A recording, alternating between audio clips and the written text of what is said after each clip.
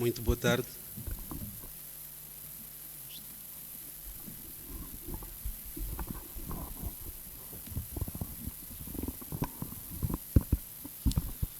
Muito boa tarde. O ser o último sempre tem dessas coisas. Depois das pessoas ficarem muito tempo a ouvir várias apresentações, ficam cansadas. Mas o tema que me proponho apresentar é este que está aqui, os mídias e a fiscalização democrática. É estudo comparativo 2011-2012.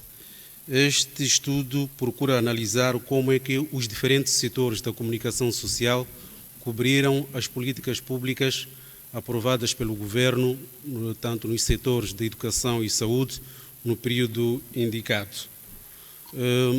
Moçambique inaugurou uma fase importante da sua história com a aprovação em 1990 da Constituição multipartidária e com isso acabaram aparecendo dois setores de comunicação social, tanto em Moçambique, nomeadamente o setor público e o setor privado.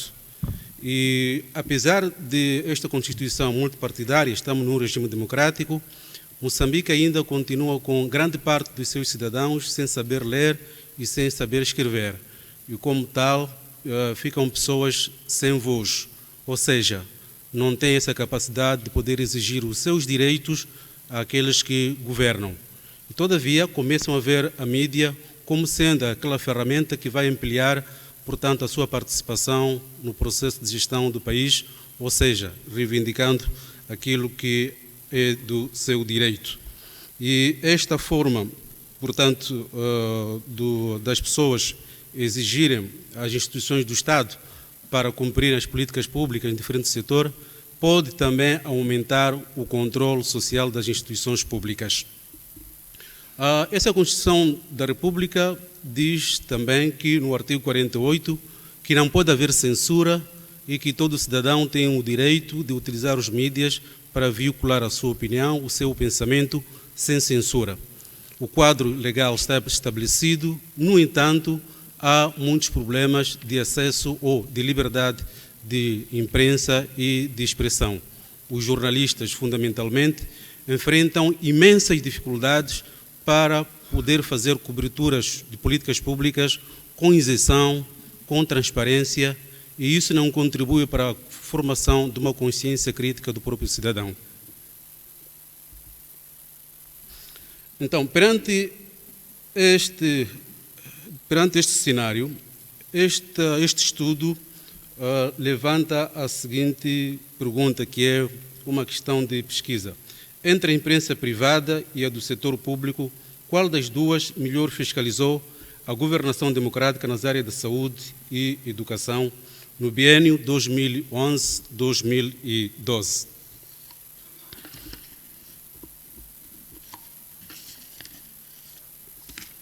E, em termos de metodologia, este aqui é um estudo qualitativo, e envolveu 30 jornalistas, sendo 15 do sexo feminino, 15 do sexo masculino, todos eles com responsabilidades editoriais, ou seja, foram diretores de informação, editores e especialistas da área de comunicação social. O que se pretendeu é que queria-se apurar o posicionamento dos inquiridos sobre o assunto em análise. E para esta pesquisa utilizamos para além da bibliografia, utilizamos dois tipos de imprensa. No setor público, utilizamos o Notícias, o Domingo, para fazer esse estudo, enquanto que, ao nível da imprensa privada, utilizamos o jornal O País, Savana e o Zambeze. E os nossos inquiridos, para além de serem editores, diretores de informação, eles também têm formação superior.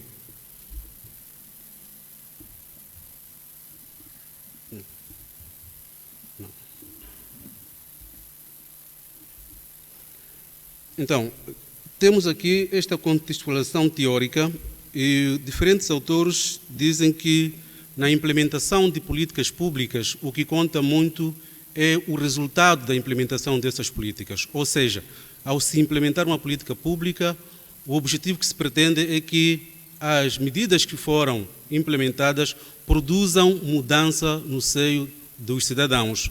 Quando assim não acontece, significa que o impacto dessas políticas não foram suficientemente para melhorar a situação anterior. E há vários autores que também discutem o problema que, para que haja uma democracia, de facto, é que os cidadãos têm que ter direito à liberdade de expressão e à liberdade de opinião. E se estes dois desidratos não aparecem, significa que esta é uma sociedade que vive com medo, que vive com intimidações, que vive com falta de informação, que vive com corrupção, impunidade e um conjunto de incertezas.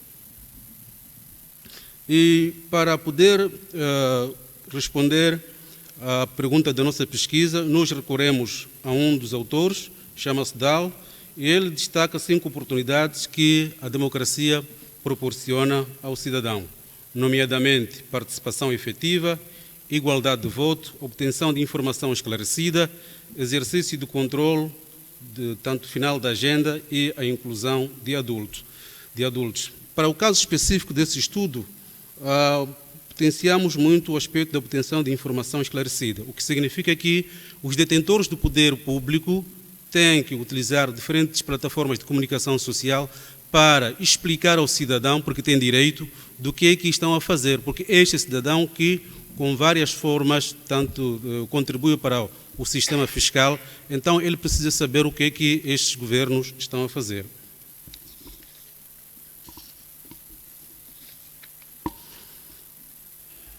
Depois temos aqui democratização da imprensa e as suas barreiras. É que um dos grandes problemas que faz com que a imprensa não se democratize tem a ver com a falta de conhecimento dos próprios jornalistas.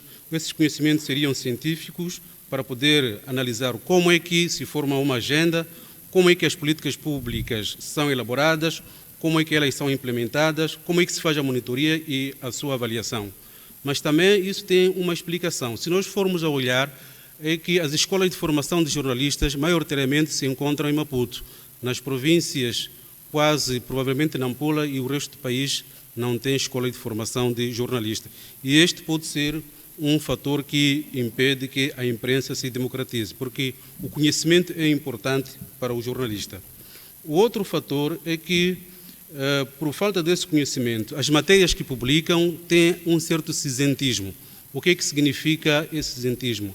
É que não há trabalhos investigados, não há trabalhos que se elaborem com bastante rigor. E este fato também contribui para que não haja, digamos, essa democratização da imprensa. Muitas das vezes, ao invés de os jornalistas se especializarem na cobertura de políticas públicas, correm atrás da agenda dos partidos políticos, das organizações do Estado ou então organizações internacionais. E essas organizações também têm os seus objetivos. O ideal seria que esse setor da comunicação social se especializassem para fazer cobertura de políticas públicas com rigor, com objetividade. Então, nós temos aqui, na apresentação de dados, ao invés de trazermos muitas palavras, trouxemos 2 imagens tiradas a partir dos próprios jornais. Temos, por exemplo, essa imagem que estamos a ver aí. Este jornal, aliás, esta imagem refere-se a um artigo de capa que foi publicado em maio do ano 2012 pelo jornal País, em que estão lá uma professora e crianças sentadas no chão. E diz que 35 mil crianças estudam sentadas no chão, com todas as implicações que isso pode acarretar. Se este é um jornal, portanto, do setor privado, o público traz esta outra imagem, com crianças numa sala, com carteiras, com professor, com todas as condições que garantem uma aprendizagem eficiente. Então, começamos a ver de que lado é que cada jornal está para poder fazer essa cobertura. O outro aspecto fundamental que pode ser discutido aqui nesse período é que entre 2011 até esta parte, o discurso sobre o empreendedorismo foi bastante pronunciado pelos gestores públicos, ou seja, lideranças políticas. E este discurso, quer dizer, que seja ele na imprensa, assim como nas cerimônias de graduação, quer nos institutos ou nas universidades, quando essas figuras públicas aparecem e dizem que os finalistas não podem procurar emprego, mas eles têm que criar, portanto, o seu próprio emprego. Reconhece-se a importância socioeconômica do empreendedorismo, mas esse estudo procura analisar uma outra perspectiva do problema. Essa outra perspectiva do problema tem a ver com a questão de políticas e a questão de modelos. O que é que estamos a dizer? Quando falamos de políticas, significa que seria responsabilidade dos gestores públicos procurar políticas, uma ação intencional, racional, voltada à solução de um problema, criar emprego para aqueles estudantes, finalistas e para os outros. No entanto, não há políticas, como por exemplo o financiamento.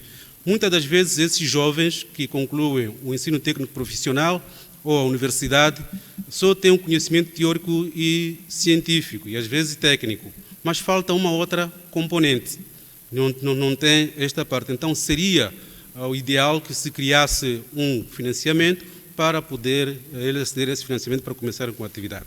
Quando falamos de modelos, tem a ver com o fato de que esta gente que está a dizer que tem que ser empreendedor, os jovens têm que ser empreendedores, eles próprios não saíram de baixo para crescer com trabalho, honestidade, com perspicácia, até se afirmarem no panorama econômico e depois político. Eles se esquecem muitas das vezes que o primeiro emprego que eles encontraram foi ser um administrador, foi ser um governador, foi ser um ministro e por aí além. Tiveram acesso aos recursos e depois se afirmaram na área econômica. A outra área que esse estudo faz referência tem a ver com a saúde. Em 2012, houve uma reunião nacional de pediatria e os dados que aqui aparecem só trouxe alguns exemplos para poder mostrar o problema da relação entre a população e um médico pediatra. Trago aí, por exemplo, Maputo cidade, este pé que aí está representa a população. Nessa altura, a cidade de Maputo tinha 1.111.638 habitantes e tinha 35 médicos. E a província da Zambésia tinha, nessa altura, 3,8 milhões de habitantes, só tinha 2 médicos. E a província de Nampula, que é a mais populosa, nessa altura tinha 4 milhões, só tinha apenas 5 médicos. E o jornal O País questionava por que tanto essa disparidade.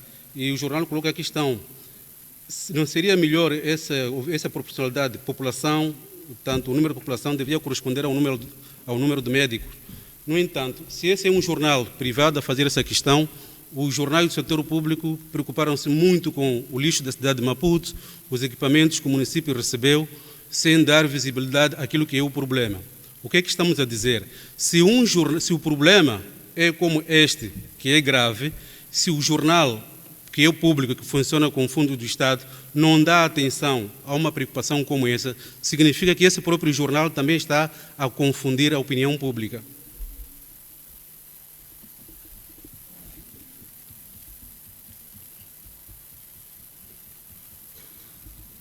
Então, em jeito de conclusão, nós temos aqui que a imprensa privada assumiu o papel de fiscalizadora, portanto, das políticas públicas, enquanto que o setor público fiscalizou menos a ação do governo. E aqui há um aspecto que me ressaltou à vista, e provavelmente não falei dele, tem a ver com o fato de que na área de saúde, no ano de 2012, houve aquela greve dos médicos. E o Jornal do País trouxe uma informação segundo a qual é que havia uma redução substancial dos orçamentos que o governo alocava ao setor de saúde, ao sair de 14,6 para 7,8.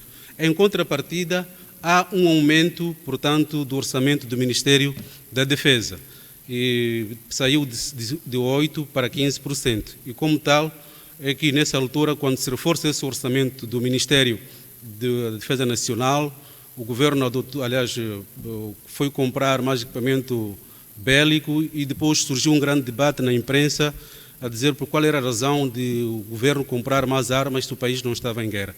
A justificação que foi dada pelo Executivo é de que o Estado tem que estar preparado em qualquer momento para eventuais situações, portanto, da violação da soberania. No entanto, 8 meses depois, começamos a ter o reacender do conflito armado com os primeiros ataques em Muxunga. Então, para dizer que há este problema de que o setor privado continua a ser aquele que fiscaliza tantas atividades do governo e a imprensa pública que funciona com fundos tantos fundos do Estado, que deveria ter a preocupação maior de promoção dessas políticas públicas, acabou, portanto, ganhando menos visibilidade.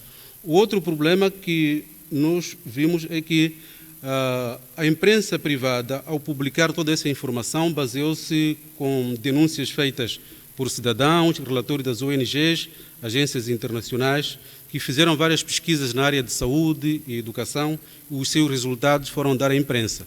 E aqui há um aspecto fundamental, é que essas agências já não têm confiança com os órgãos públicos, porque eles sabem que mesmo passando essa informação, ela não vai ser publicada. Então, é melhor colocá-la no setor privado, onde vai ser publicada, e isso vai mexer com a consciência do cidadão e também daqueles que têm o poder público. Para terminar, queria dizer o seguinte, que a democracia é uma competência de comunicação e em sociedades onde há pluralidade de ideias, portanto, a democracia está acima de qualquer ideologia política. Tendo dito isso, muito obrigado.